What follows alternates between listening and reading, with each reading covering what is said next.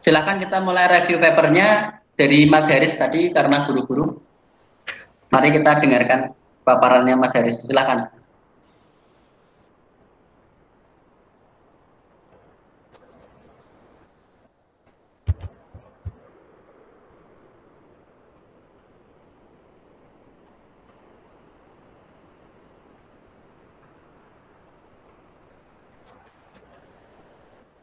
Kelihatan nggak, Pak?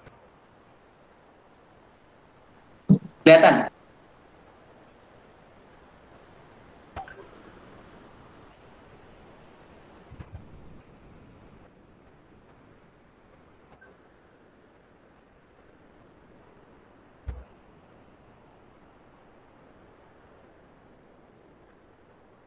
Eh, jadi kali ini saya nge-review paper tentang ini, preceding vehicle detection using histogram of oriented gradient.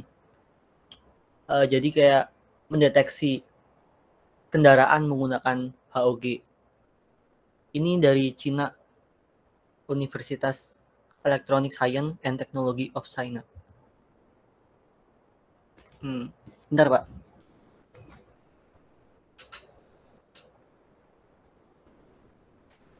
Yang pertama, penelitian ini dibuat karena adanya peningkatan pengembangan Advanced Driver Assistance System atau ADAS dalam beberapa waktu terakhir.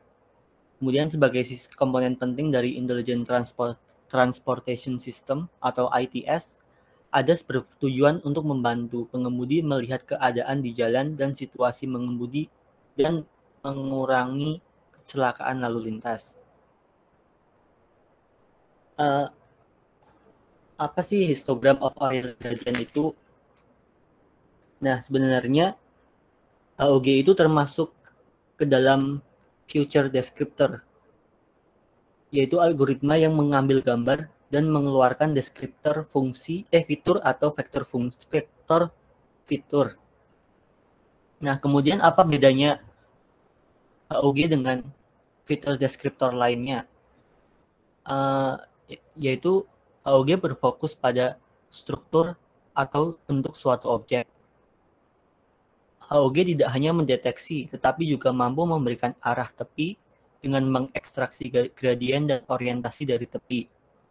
HOG menghasilkan histogram dengan cara memecah gambar lengkap menjadi beberapa wilayah yang lebih kecil dan dihitung nilai gradien dan orientasinya. Kemudian histogram dibuat menggunakan gradien dan orientasi nilai pixel. Nah, langkah-langkahnya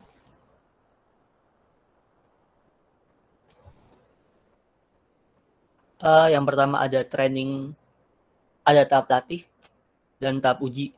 Pada tahap latih terdapat training example, kemudian HOG feature calculation. Pada HOG feature calculation itu ini ada prosesnya banyak sekali. Itu digunakan untuk mengekstraksi fiturnya. Kemudian untuk klasifikasinya menggunakan SVM, kemudian menggunakan non-maximum suppression, terus final detection result. Pada tahap ujinya juga mirip-mirip. Yang pertama tahap latihnya ada training example. Di training example itu apa ya?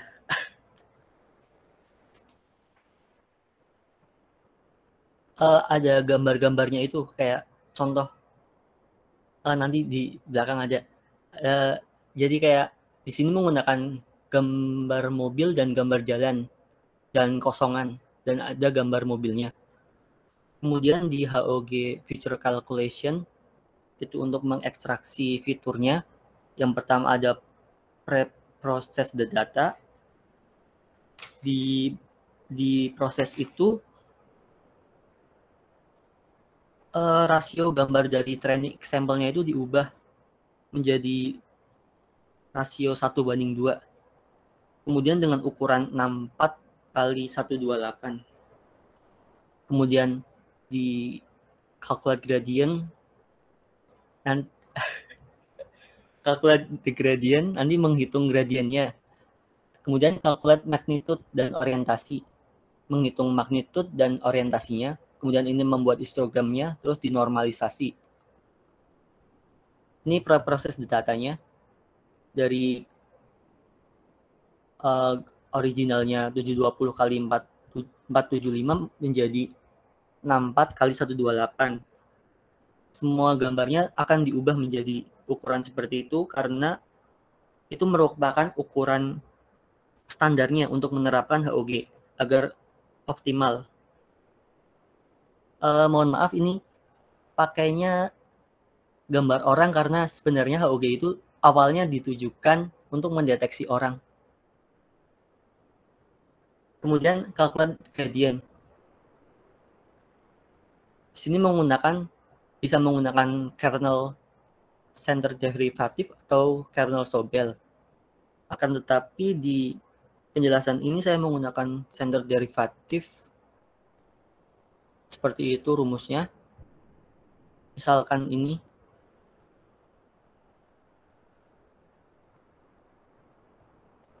Contohnya misal ini. Misal kita ingin mengolah area itu yang merah, yang di kotak merah, kemudian dicuplik pada area ini. Kemudian diperoleh citranya, itu yang kotak-kotak 6 kali 6. Kemudian dihitung gradiennya menggunakan kernel Sobel,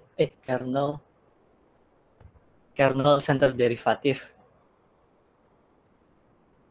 Menghitungnya biasa dikalikan saja menurut X dan Y-nya.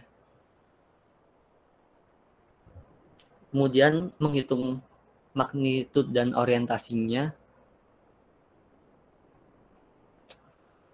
menggunakan rumus itu seperti ini.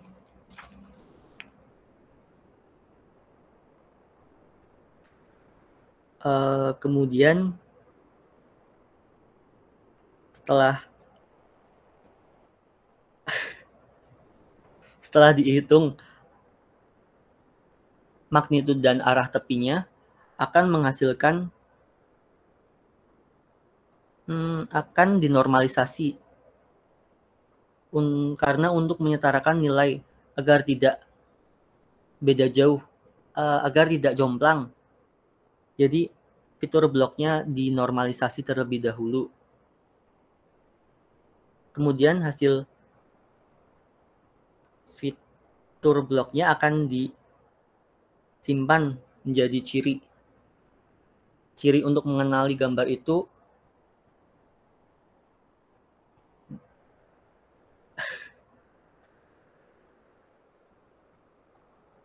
nah, kemudian cirinya itu digunakan untuk training pada SVM.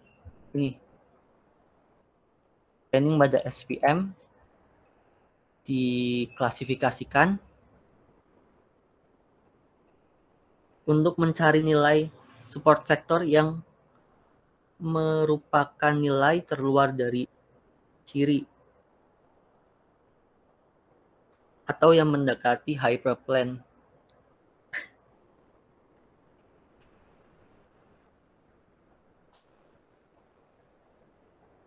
Kemudian di non-maximum suppression untuk agar tidak itu double deteksinya. Kemudian final detection result. Tahap ujinya juga sama, mirip-mirip. Ya ini training example-nya yang tadi di awal. Yang positif ada mobilnya, yang negatif ada cuma jalan-jalan aja.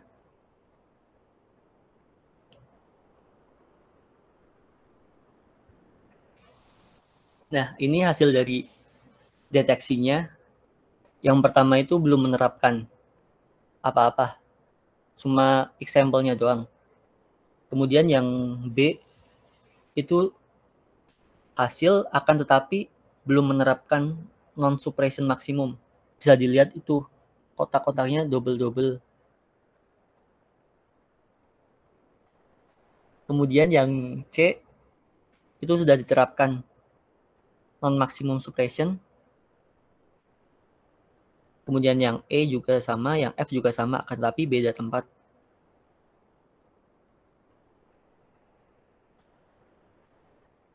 Kesimpulannya, hasil percobaan menunjukkan bahwa sistem ini efektif dan kuat. Kemudian dapat mencapai deteksi target dengan tingkat fase positif yang rendah dalam situasi yang berbeda-beda, seperti daerah perkotaan yang kompleks, kemacetan, dan lain-lain. Sekian, terima kasih. Baik, terima kasih Mas Haris. Itu papernya kayak gimana? Punya papernya tuh mesti? Oh iya Pak, punya. Ini Pak. Bisa kasih lihat. Itu ya. Oh, terus ke bawah. Di footernya itu dia di jurnal apa ini? Tahun berapa? Tahun berapa ya? Ada di mana sih Pak tempatnya? Oh, nggak ada, nanti cari di Google aja dari judulnya. Itu judulnya di copy paste juga. 2010 yeah. Pak. Coba di copy paste. Itu. Oh, IEEE ya. Ya. Di IEEE 2010 ya. Iya Pak. Teman-teman ada tanggapan dulu, silakan.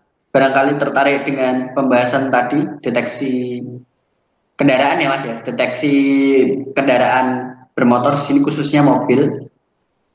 Jadi kalau deteksi sama klasifikasi itu beda ya. Bedanya itu kalau deteksi itu dia bisa detect. Kalau klasifikasi itu dalam satu gambar itu biasanya ya ini terklasifikasi positif atau negatif. Misalnya kalau tadi ada mobilnya apa enggak. Tapi kalau deteksi itu biasanya dikotai seperti itu. Oh, ini yang dideteksi lebih spesifik lagi ke mobilnya dalam satu gambar tadi. Gimana teman-teman? Ada tanggapan? Mas Anugrah, barangkali yang mungkin mirip-mirip gambar juga yang diambil. Saya bukan gambar sih Pak. Oh, enggak pakai gambar. Data tabular. Oh, data tabular. Mas Akbar barangkali? Enggak. Oke. Mas Agusta juga boleh, silahkan bertanya. Enggak Pak. Tertarik atau gimana gitu? Kalau tidak, saya komentar sedikit Mas Haris.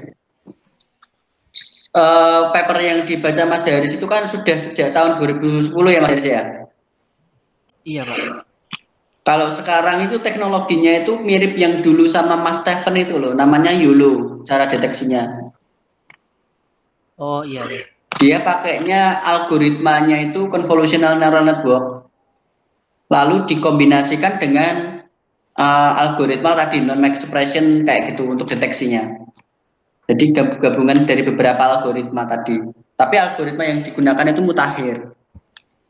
Itu paper sekitar tahun, kalau yang YOLO versi 3 itu sekitar tahun 2019 atau 20 saya lupa, 2020. Itu kan masih relatif baru. 2019 kayaknya, enggak 2018. Itu relatif baru. Jadi kalau mau belajar yang lebih lagi, boleh nanti coba review paper yang tadi saya sarankan itu. Minimal convolutional neural network gitu misalnya, atau yang YOLO. Kalau mau baca-baca tentang review paper yang itu. Ini ada teman baru lagi, Mas Kevin. Halo Mas Kevin. Halo teman-teman semua dan Pak Abes.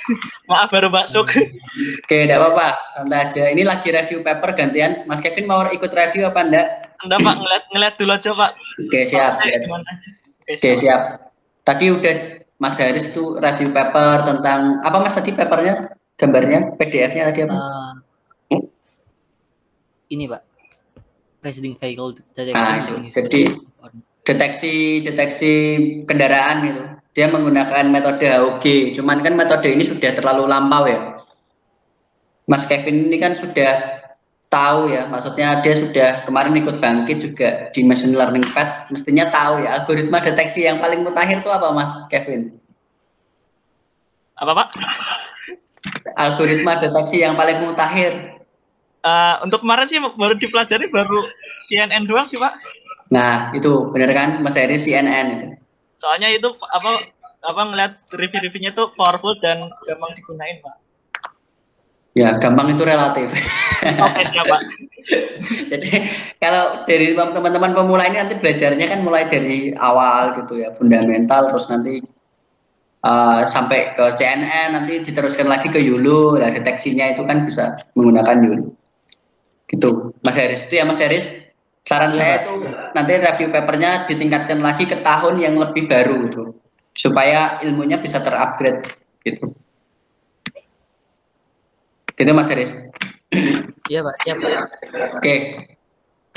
Berikutnya mau Mas Anugrah atau Mas Akbar dulu untuk review paper?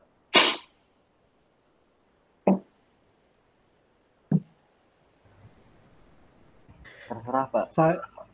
Kalau saya nanti tanya aja sih Pak, soalnya papernya ya datasetnya udah saya coba-coba coding gitu. Nanti saya tanya aja sih Pak. Oke, siap. Berarti Mas Akbar aja yang murni review. Silakan Mas Akbar.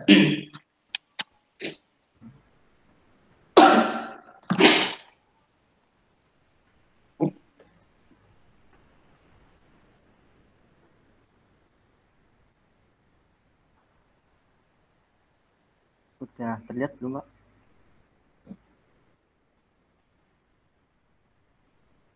Sudah. Sudah. Ya. Ini paper yang saya review yaitu Motion Gaming AI using time series forcing and dynamic difficult adjustment. Paper ini dari Universitas di Jepang dan tahunnya tahun 2019.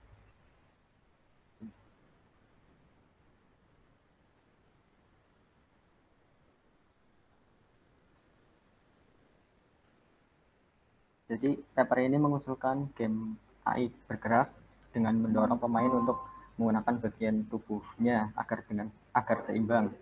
Jadi game gerak sendiri itu ditujukan untuk mencegah obesitas menggunakan metode time series forcing atau peramalan daya waktu untuk memprediksi gerakan yang tepat untuk tindakan pemain selanjutnya, dan menggunakan metode pencarian pohon Monte Carlo. Permasalahan utama pada game gerak itu adalah terkadang game gerak itu menggunakan gerakan-gerakan yang monoton, jadi bisa mengakibatkan cedera entah itu bagian tangan atau kaki. Jadi di paper ini untuk AI ini bertujuan untuk gerakan itu agar seimbang, agar tidak terjadi cedera. Pada tujuan dengan menggunakan AI ini yang dikhususkan untuk kesehatan sebagai lawan, dan menggunakan AI ini akan diperoleh langkah selanjutnya berdasarkan prediksi. Menggunakan game fighting IC sebagai pengembangan AI game fighting open source platform yang digunakan guna penelitian akademis. Game ini mencakup beberapa fitur dasar fighting dengan lebih dari 30 gerakan. Metodenya menggunakan Monte Carlo, pre-research, dan dynamic difficult adjustment. Jadi Monte Carlo sendiri yaitu ada seperti ini. Langkah pertama yaitu menyeleksi, terus mengekspansi, simulasi, dan backpropagation. Urutannya seperti ini. Lalu untuk metode gamenya sendiri yaitu misalkan contohnya seperti ini. Dari gerakan pertama dari musuh, terus juga gerakan pertama dari pemain akan dideteksi oleh AI untuk mendeteksi gerakan selanjutnya agar seimbang. Misalkan dari gerakan AI-nya sebelah untuk gerakan tangan dan pemain membalas gerakan tangan juga, maka untuk AI selanjutnya akan memprediksi bahwa gerakan selanjutnya mungkin bisa gerakan tangan yang sebelah kiri atau yang sebelah kanan. Nah, sebenarnya AI ini paper ini berkelanjutan dengan paper sebelumnya, yaitu paper tentang tentang bagaimana promosi sehat. Hasil dari paper ini menunjukkan pada sebelah kiri di mana bahwa AI yang diusulkan melebihi MCTS AI dalam hasil rata-rata dari rata-rata. AI yang diusulkan lebih efektif dalam mendorong pemain untuk menggunakan seluruh tubuh dalam cara yang seimbang dan meningkatkan pengalaman bermain mereka. AI game gerak dengan DDA dan peramalan untuk mendorong pemain untuk berolahraga secara seimbang dalam menggunakan segmen tubuh mereka dan untuk meningkatkan pengalaman bermain. Hasil menunjukkan bahwa AI yang diusulkan dapat meningkatkan tidak hanya keseimbangan tubuh, tetapi juga kenikmatan, keasikan, dan kepuasan pribadi selama permainan. Sudah, Pak. Baik, ini menarik sekali ya papernya. Papernya berarti deteksi motion ya, gerakan si pemain ya berarti ya, yang dideteksi pemain, dia buat AI-nya supaya dia itu bisa berkompetisi dengan pemainnya ya. Sebenarnya paper ini itu kan musuhnya itu dari AI yang promosi kesehatan, Pak. Jadi misalkan kayak buat AI buat senam gitu, tapi dijadikan AI sebagai musuh. Ntar misalkan AI-nya yang promosi kesehatan itu mukul, nah pemain kan akan mukul. Nanti dari ini yang Monte Carlo-nya akan mendeteksi gerakan yang selanjutnya yang lebih tepat untuk menggabungkan badan yang biar lebih sehat itu dan merata itu bagaimana. Seperti itu, Pak. Berarti kan memprediksi gerakan berikutnya kan? Iya, Pak. Itu untuk si AI-nya kan, bukan si playernya kan? Kalau seandainya lawan player. Lebih saran ke playernya, Pak. Oh, berarti ini untuk playernya? Jadi kan karena game gerak itu kan biasanya gerakannya monoton.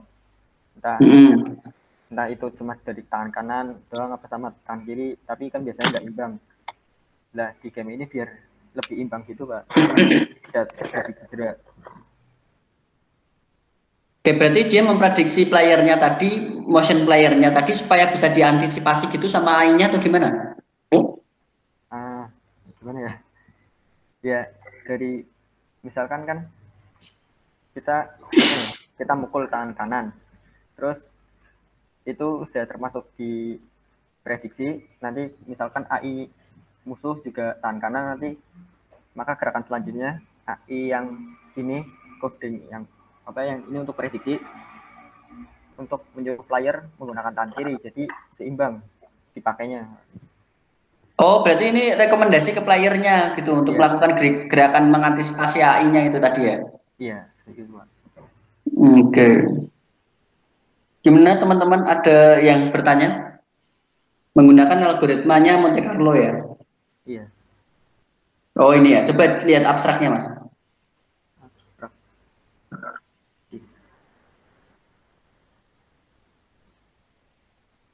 Oke. Oh iya, ini support si playernya ya? Iya, Pak. Menarik sekali ini. Jadi memang kalau misalnya nggak ada ini berarti dia kan menerka-nerkanya kan sulit ya, untuk menyeimbangkannya juga sulit ya, Iya, si player ya. Iya. Ya, jadi kalau ada ini itu bisa lebih realistis mungkin ya dalam melakukan gerakan, lalu dia juga bisa lebih membantu si player tadi dalam membuat gerakan yang apa namanya sekiranya itu seimbang atau sing benar itu ya. Nah, biar Oke. Gimana Mas Anugrah, ada tanggapan Mas Haris, Mas Agusta, Mas Kevin? Saya Pak tanya. Ya. Berarti itu untuk game yang kayak Tekken gitu-gitu ya, Mas ya? Iya. Yang dari contohnya sih dari game-game pertarungan, karena kalau misal kayak game ritme musik yang saya pakai pedang itu kan cuma dari bagian tangan doang yang gerak dan kakinya juga nggak gerak. Nah itu paling untuk seluruh badan, paling untuk game gerak semua seluruh badan, berarti game fighting. Game fight. Ya, seperti itu. Gimana Mas Anugrah?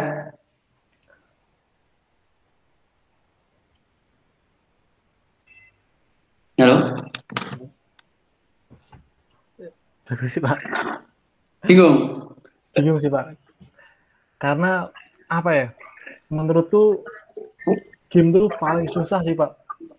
Jadi untuk AI diimplementasikan di game tuh susah banget ya. Kali saya pernah buat game aja. Menurutku buat aplikasi paling susah itu game Pak. Apalagi ini ditambah AI-nya tadi. Iya.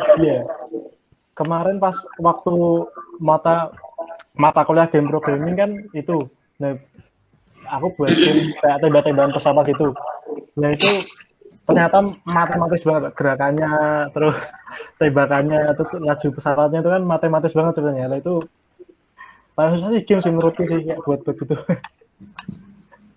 Nah ini yang dicoba tadi di papernya yang dibaca sama Mas Akbar itu lebih canggih lagi karena dia bisa memprediksi ya. Dia menggunakan algoritma namanya algoritma Monte Carlo Research. Ini algoritmanya itu mungkin apa ya? Biasanya ini memang salah satu algoritma yang mutakhir juga sebetulnya. Monte Carlo Research. Berarti kan dia kan pencarian tree dengan metode Monte Carlo. Nah dulu biasanya orang-orang itu dia menggunakan metode untuk hal semacam ini itu untuk dengan cara seperti metode pencarian tree seperti alpha beta pruning. Alpha beta pruning itu algoritmanya apa ya namanya? Astar apa ya? Saya lupa itu. Astar dikembangkan jadi alpha beta pruning. Lah itu biasanya seperti itu. Nah ini terus ada cara yang lain seperti Monte Carlo Research ini juga sama basisnya tree juga. Gitu. Menarik ini. Sepertinya ini tadi yang dibaca juga dia mengadu AI ya Mas Akbar ya. AI-nya si satunya sama AI-nya yang pakai Monte Carlo itu ya. Atau gimana Mas Akbar? Sebenarnya enggak gitu Pak, apa kayak jadi kita sebagai player tentunya AI-nya itu yang buat promosi kesehatan itu di paper sebelumnya. Promosi kesehatan tuh kayak gimana maksudnya? Maksudnya kayak senam gitu Pak, tapi gerakannya dari AI-nya gitu.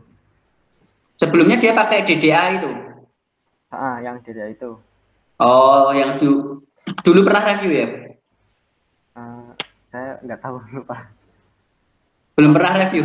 Belum. Jadi sebelumnya pakai yang DDA-nya untuk dijadikan lawannya. Nih. Oke. Jadi musuhnya AI untuk kesehatannya dan kita sebagai player untuk pemain, terus ada AI lagi untuk mendeteksi gerakan selanjutnya yang lebih baik. Oke, ya. Berarti ibaratnya kan musuhnya dia itu AI dengan algoritma DDA. Si playernya tadi disupport sama algoritma MCTS gitu ya. Iya. Oke, ada lagi yang mau ditanya? Saya sih Pak. Tapi mungkin nggak ada yang dibahas Mas Akbar tadi ya. Nah itu untuk tahap produksinya dari sistem cerdasnya itu ke implementasi ke game itu gimana tuh Pak caranya? Oh ini tanya ke saya. Iya. Mungkin kalau teman-teman juga pernah juga ada. Jadi kalau dari papernya tadi kan itu kan hanya baru sebatas riset. Tapi kalau risetnya itu sudah jadi, otomatis kan sistemnya tadi itu kan benar-benar bisa digunakan di publishing, di game-game kayak tadi katamu Tekken itu misalnya. Ya toh? Jadi sekarang kan banyak banget game-game yang dia itu membuat pergerakan itu realistis banget buat si user. Namanya apa ya? Sekiro apa ada salah? Pernah tahu game Sekiro nggak? Pernah Pak. Pernah toh? Sekiro itu kan gamenya itu kan yang main pakai pedang itu ya, kalau nggak salah ya? Iya Pak. Nah itu gerakannya realistis loh Mas Anugrah. Kalau kita kontrol pakai joystick aja itu sulit loh. Cara ngayunkan pedangnya itu sulit. Bener itu. Game Sekiro. Nah itu mungkin kalau seandainya tadi papernya yang dibaca sama Mas Akbari tadi itu diterapkan di Sekiro, itu buat user yang newbie, yang user-user yang katakanlah belum terbiasa dengan kontrolnya, itu bisa membantu untuk menyeimbangkan tadi. Soalnya main game Sekiro itu kalau ngayunkan pedangnya itu nggak seimbang itu bisa jatuh dia. Kayak gitu loh. Lihat reviewnya game Sekiro tuh keren. Mungkin ke situ ya Mas Akbar ya implementasinya nanti ya. Barangkali peluangnya seperti itu. Iya, bisa jadi, Pak. Ada tanggapan yang lain, teman-teman? Paper tadi?